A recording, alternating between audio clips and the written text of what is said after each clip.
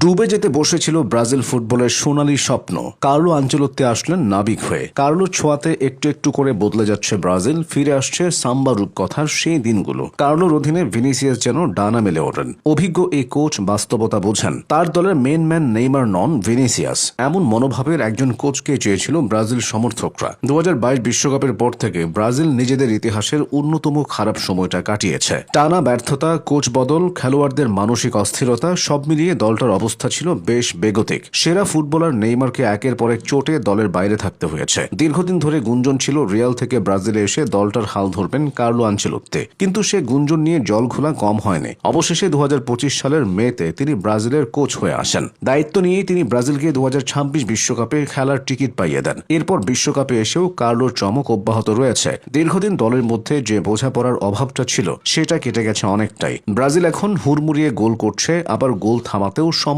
মনোযোগী হয়েছে। এই সাফল্যের কৃতিত্বটা কার্লোকে না দিয়ে উপায় নেই। তিনি কোচ হওয়ার পর দলে তরুণ ও অভিজ্ঞতার সংমিশ্রণ ঘটিয়েছেন। ক্যাসেমিরোকে ফিরিয়ে এনেছেন, নজর দিয়েছেন পজিশন ভিত্তিক সেরা ফুটবলারদের দিকে। ব্রাজিলের ফুটবলারদের অনেকেই আগে আনচেলত্তির অধীনে ক্লাব ফুটবলে খেলেছেন। Vinicius Junior, Rodrygo, Eder Militao কিংবা ক্যাসেমিরো, তারা জানে কার্লোর কোচিং স্টাইল কেমন। যদিও কার্লো তার প্রিয় দুই শিষ্য মিলিতাও আর রদ্রিগোকে ইনজুরির কারণে পাননি। কার্লো কখনো মেজাজ হারান না, আবেগের বশে সিদ্ধান্ত নেন না। তিনি প্রতিটি খেলোয়াড়ের মনস্তত্ত্ব বোঝার চেষ্টা করেন। এই বোঝাপড়া থেকেই তৈরি হয়েছে আস্থা, আর সেই আস্থা এখন ব্রাজিলকে ঘুরে দাঁড়াতে সাহায্য করছে। কার্লো আনচেলত্তির নেতৃত্বে ব্রাজিলের খেলার ধরনেও এসেছে পরিবর্তন। 2022 বিশ্বকাপের পর থেকে তারা বেশ অগোছালো ফুটবল খেলেছে। এখন দলে এসেছে কৌশলগত ভারসাম্য। আক্রমণ যেমন আছে, তেমনি আছে রক্ষণে দৃঢ়তা ও কৌশলের গভীরতাও ফুটে উঠছে। ধীরে ধীরে ফলাফলও আসতে শুরু করেছে। ফুটবলারদের পাশাপাশি সবাই তাকিয়ে আছে কার্লো আনচেলত্তির দিকে। তার অভিজ্ঞতা, ঠান্ডা মাথা আর কৌশলগত প্রজ্ঞা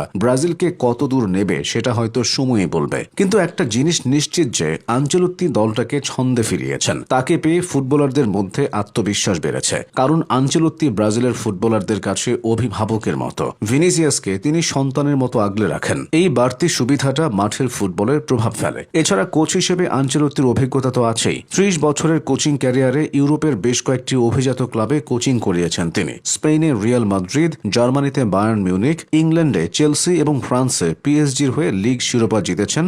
একমাত্র কোচ হিসেবে জিতেছেন মোট 5টি চ্যাম্পিয়ন্স লিগের শিরোপা। তবে ক্লাব ফুটবল আর জাতীয় দলের ফুটবল এক নয়, এমন বাস্তবতার দিকে তাকালে আনচেলত্তির বেশ কিছু চ্যালেঞ্জও আছে। তিনি ব্রাজিলের ইতিহাসে মাত্র দ্বিতীয় বিদেশি কোচ, আর এমন এক সময়ে তিনি দলটির দায়িত্বে এসেছেন যখন ব্রাজিল বারবার বড় টুর্নামেন্টে হোঁচট খাচ্ছে। আনচেলত্তিকে দ্রুতই এই সমস্যার দিকে নজর দিতে হবে। তিনি যদি অন্যদের থেকে আলাদা হয়ে টিকে থাকতে চান, তাহলে বিশ্বকাপে ব্রাজিলকে নিয়ে লম্বা পথ পাড়ি দিতে হবে। বিশ্বকাপ ফুটবলের ইতিহাস 95 বছরের। এ পর্যন্ত বিশ্বকাপের 22টি আসর অনুষ্ঠিত হয়েছে, চ্যাম্পিয়ন হয়েছে 8 দেশ। বিদেশি কোচ নিয়ে কখনো কোনো দেশ বিশ্ব চ্যাম্পিয়ন হতে পারেনি। ব্রাজিল কোচ হিসেবে কার্লো আনচেলত্তি কি এই ধারা ভাঙতে পারবেন? উত্তরটা সময়ই বলে দেবে।